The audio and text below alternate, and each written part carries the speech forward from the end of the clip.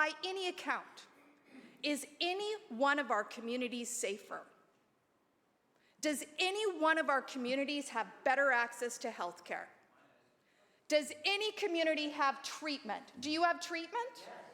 You have treatment? Well, there you go, Mr. Speaker. So while rural British Columbia is abandoned by this government, I've got someone down there that has the audacity to brag about that they've got treatment, they've got housing. Well, then I say, Mr. Speaker, there is inequity by this government. You had better start paying attention to what's happening in rural British Columbia. We have been hollowed out by this government.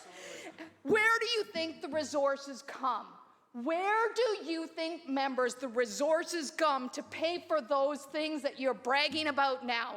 Where do you think that revenue comes from? It comes from our communities in rural British Columbia, Mr. Speaker.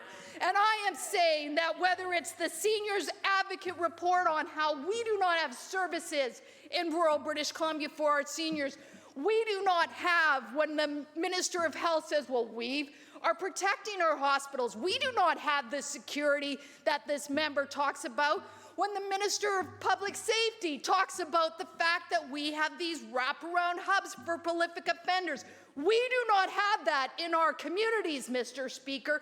Time after time after time, this government comes forward and says that we have services in our communities, which we do not. So, Madam Speaker, Mr. Speaker, to these members that like to smile and chuckle about how good their services are in their communities, come to rural BC and look rural residents in the eye, because this NDP government has some explaining to do. Member.